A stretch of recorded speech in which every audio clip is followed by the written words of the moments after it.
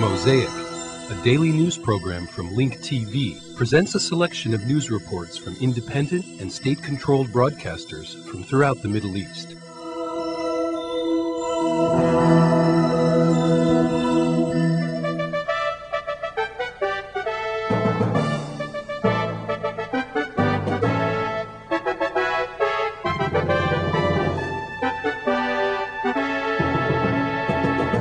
أعلنت وزارة الدفاع الأمريكية البنتاغون أن 136 Americans were killed during the month of November, the highest number of Americans killed since the beginning of the war in March 2003. قتل الأمريكيين منذ بداية الحرب في مارس عام 2000. 2 United States soldiers were killed on Tuesday, one by an armed attack of their patrol unit near Baghdad, and the other in a car accident near Al-Manar province. والثاني في حادث سير بمحافظة الأنبار. Meanwhile, 3 Iraqis were wounded in 2 attacks by bombs thrown by unknown armed men at 2 churches in the city of Al-Mosul in northern Iraq. بشمال العراق. A secret report from the Central Intelligence Agency, the CIA, indicated the situation in Iraq is deteriorating and that it is not able to improve in the near future.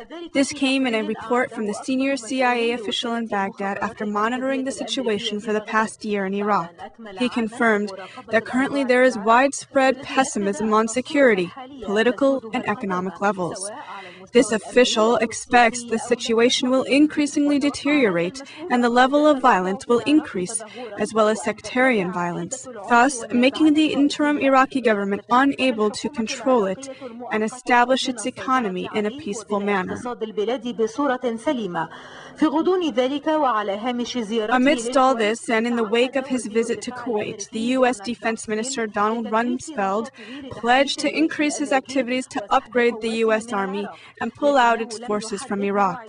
However, he did not set a date for the 135,000 U.S. soldiers deployed in Iraq to return to their country. He reiterated that American soldiers will remain in Iraq until the Iraqi forces are able to guarantee security themselves. He indicated that the failure of the United States to find weapons of mass destruction in Iraq was a disappointment. On the ground, an American soldier from the Marines was killed in a car accident in the Anbar province in western Iraq.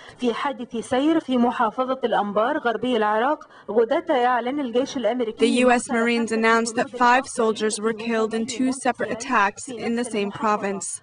In the city of Hilla in southern Baghdad, 3 members of the Iraqi National Guard and 11 others were wounded in an explosion that targeted their convoy. Meanwhile, a young Iraqi girl was killed and a soldier was wounded in another attack that armed men carried out on a police car in Baquba. Armed men using mortar shells attacked the U.S. forces headquarters in the area of Qadamiyya north of Baghdad, where clouds of smoke were seen rising from the site without knowing the amount of damage to the headquarters.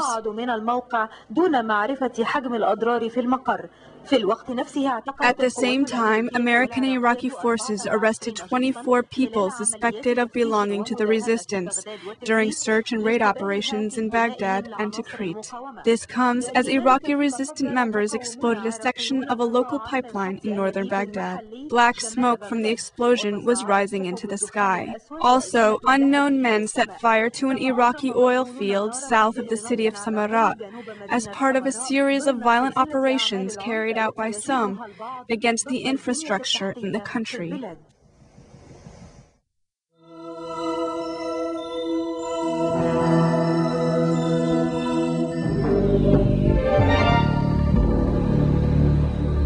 A car bomb exploded in front of a police patrol unit in Al-Basra, killing a police officer and wounding 5 others. Another explosion blasted the Dura district of Baghdad, wounding 2 Americans and 7 Iraqis. These attacks coincide with the British Defense Secretary Geoffrey Huhn's visit to southern Iraq and U.S. Secretary of Defense Donald Rumsfeld's visit to American bases in Kuwait. يوم جديد في العراق، سماؤه مليئة بالأحداث Another violent day in Iraq, killing all hope and hindering normal life for several hours.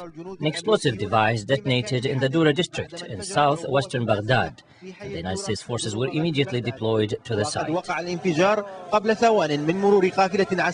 The explosion occurred seconds before a United States patrol unit drove through the area, killing and wounding Iraqi civilians and destroying 2 United States military vehicles. The strong explosion created a deep hole in the ground and wounded many, scaring drivers and leading to several accidents, which in turn stopped traffic. The wounded were rushed to nearby hospitals, hoping that these caring hands will relieve some of their pain.